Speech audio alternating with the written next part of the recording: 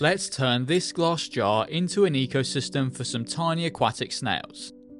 The first step is to open the jar up and pour in a small amount of garden compost. This will be the nutrient layer and will keep the plants inside the ecosystem long lasting and healthy.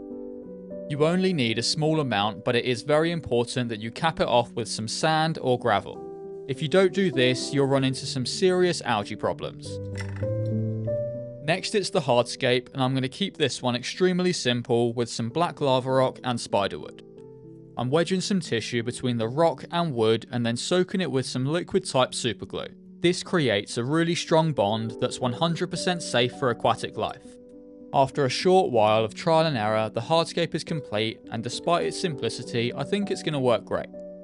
Before I can get any plants inside, I'm going to give the jar a really good spray down. I'm going to plant this Anubias onto the centre of the hardscape by wedging it inside a small gap.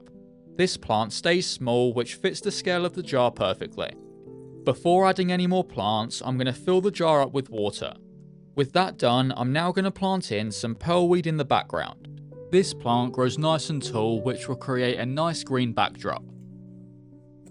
Next, I'm going to add in some leaf litter and small twigs to the front of the jar. This not only brings a really natural look, but it'll also be a food source for the snails. I'm adding a couple more plant species in the foreground and midground to finish off the planting, and now I'm placing in an acorn cap and some small twigs, which will really add some good detail. Now it's time to introduce the snails that will call this ecosystem home. These tiny snails are often seen as pests, but to be honest, they really don't cause any harm. They won't eat healthy plants and will get about twice the size as they are right now, which is still really small.